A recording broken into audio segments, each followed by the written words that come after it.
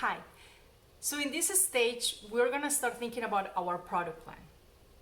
Our product plan is gonna be for the rest of the quarter. And then the main idea is to select a company that is public. The reason of selecting a company that is public is because we need data and information that is already available.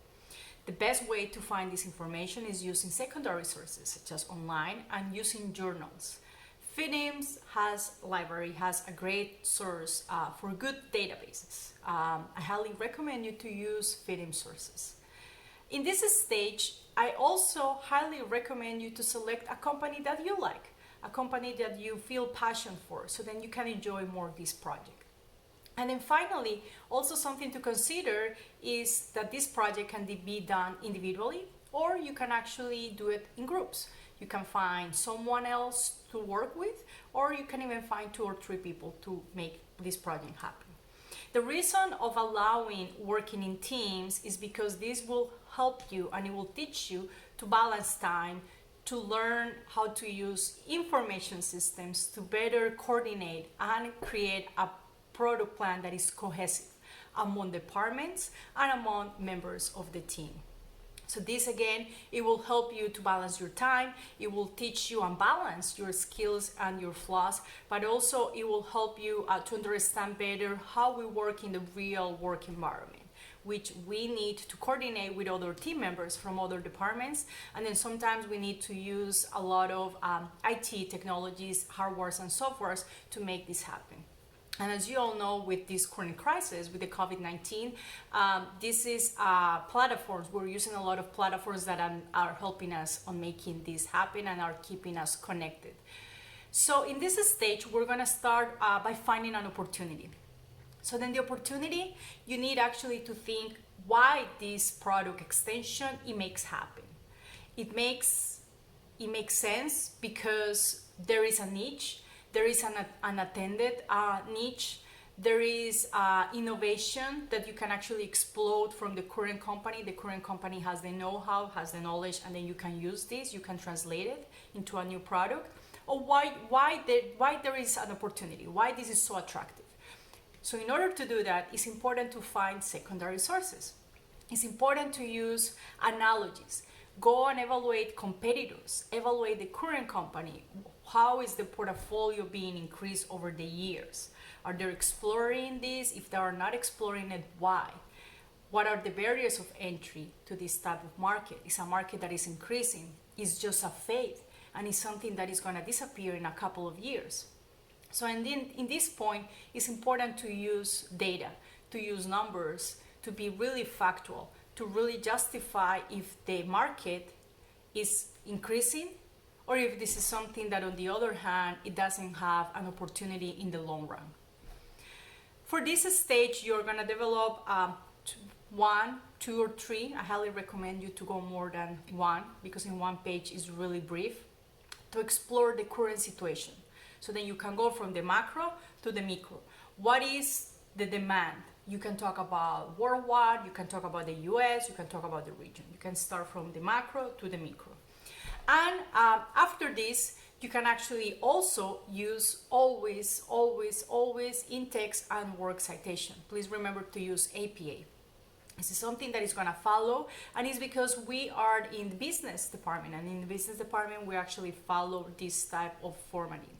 It will help to create consistency, it will help to find better the resources, how reliable is the data, and if it's something that is updated.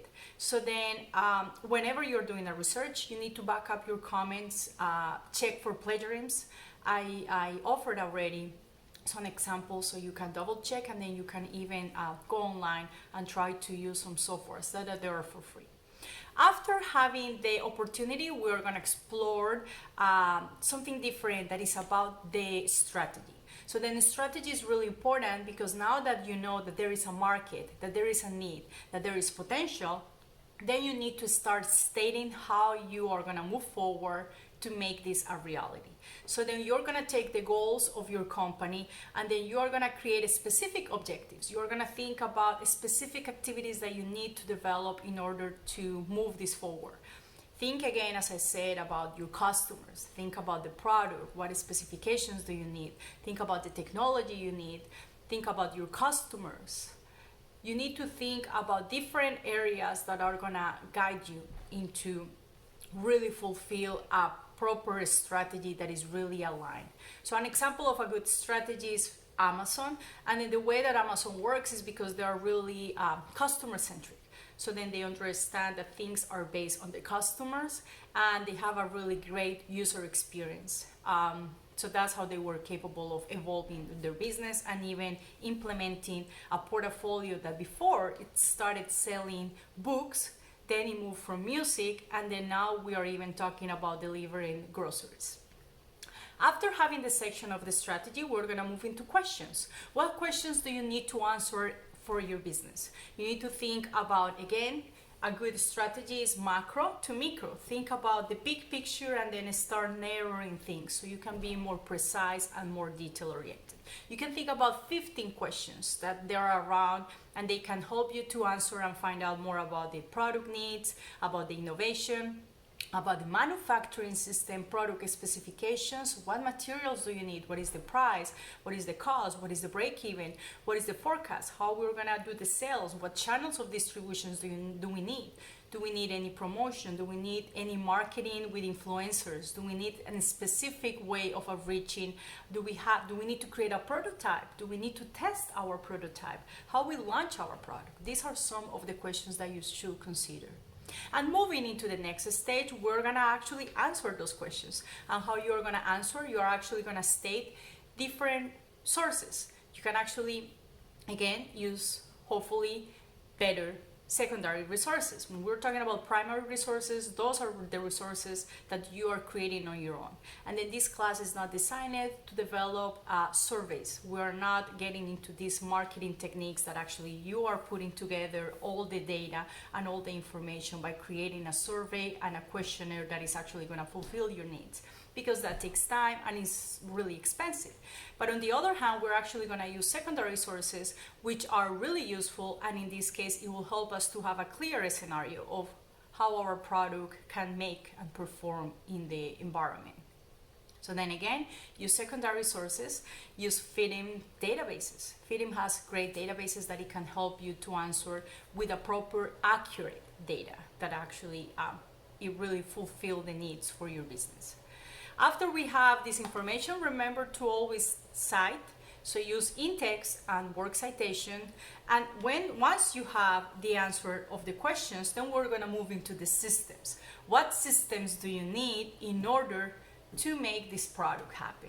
Do you need any software, any hardware? Remember, those two are kind of connected. You're designing a product, and in this product use a CAD system. What type of CAD are you going to use? Are you going to use AutoCAD, CATIA, ProEngineer? Do you need a CAM system for manufacturing analysis? Do you need to create a mold? Do you need a hardware? Do you need to create a device that it goes inside and it needs to be tested? Do you need to program what is inside into the electronic? What do you specifically need? Or on the other hand, you probably need something to run the day-to-day activities, such as, for example, QuickBooks for finance. Still, this data is really critical and it needs to be connected among all the departments so you can collaborate and then you share the same information and everyone is on the same page. So what type of systems do you need? I'm providing some examples so then you can be more specific and have this assignment more clear. After we know already about our systems, and we're going to move forward into the conclusions. Conclusions, we're just going to think and reflect. What have we learned so far? What have we learned in this class of managing information systems about the way of putting together a product plan? This product plan is a really basic product plan. This is something that I really want to stress. Product plan, it could be even something more comprehensive than what we're doing here, but this is our first approach. You're just starting your line of management, and in business you're actually going to learn more tools to develop a product plan that is more comprehensive, that later on is going to guide you to a business plan. But at least from now you're going to get a feeling of what are all the tools and what is the power of using secondary sources and using properly information systems to make something happen. Thank you so much. And if you have any questions, remember always you can send me a message, use Canvas, use FIDM's email, and I'm always available to be here for you to assist you with anything that you need. Have a great day.